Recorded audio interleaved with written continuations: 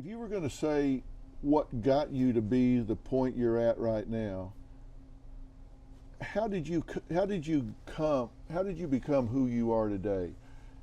What got you to be who you are versus somebody that was born on the same street you were born on, went to the same school you went, when you guys graduated from high school, you all went out the same door into the world, and they're maybe working at a 7-Eleven or a factory, or maybe not at all, and here you are, world famous, and you have a healthy marriage with beautiful children.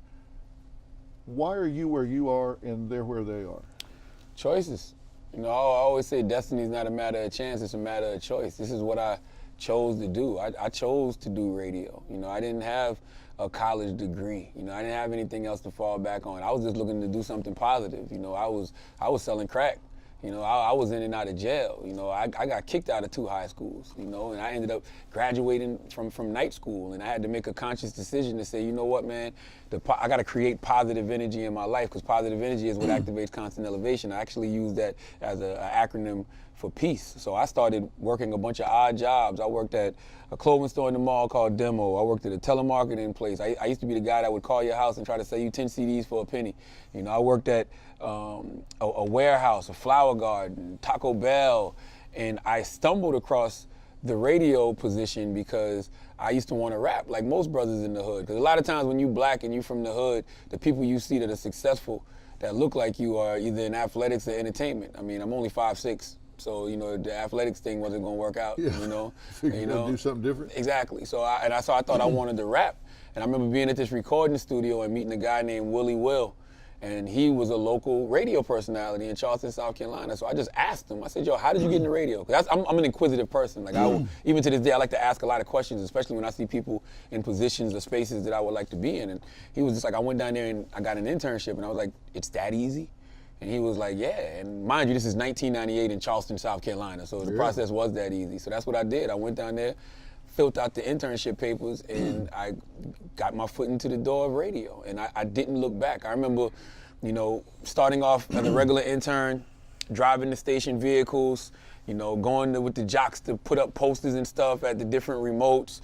I would go get the jocks weed if they needed weed, and they really like to have me around then. That's when they start requesting you. Could you make sure Charlamagne is driving us to this remote? So I would always be around, and then like Willie Will would have me talk on the radio, and the other personalities would be shouting me out. And one day, the music director named Ron White, he was like, yo, you should be on the radio. You ever thought about being on the air? And I was like, no, but I am now. So they started letting me voice track 11 to 3 on Sunday mornings, and then that turned into me doing my own shift 7 to midnight on Saturday nights. And it's just like, I got bit with that bug. I was like, this is what I want to do with my life. Yeah. Like, I would do this for free, and I have done it for free. Yeah. So you knew when you first got in front of that mic and started talking, you knew this feels right to me. 100%. And you know, it's so funny, I have a tattoo of Wolverine from the X-Men on my arm holding a microphone. I got this tattoo when I was like 17, 18 years old, when tattoos were illegal in South Carolina.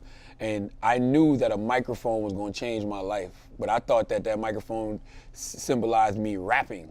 But no, it symbolized me being a radio personality, a broadcaster, because the microphone is what changed my life. But I knew, I sat in that radio station and I listened to Tom Joyner and Doug Banks, and I listened to Howard Stern. I started listening to old Frankie Crocker and Petey Green, and I said to myself, if I'm going to do radio, I want to do it on that level. I want to be what they call a super jock. Like, I don't want to be a guy just, you know, doing the time and temperature and, you know, introducing the next songs on a local radio station somewhere. Like, I wanted to be a personality in every sense of the word. And I didn't have any reason to believe that I could get there other than I believed. Like, that's it. Nothing more, nothing less. Like, I can't even, because nobody else in my family did radio. I didn't have anybody to look to and say, oh yeah, that guy was a radio personality, or that guy was a TV personality. Like, nothing. I had no reason to believe other than I believed.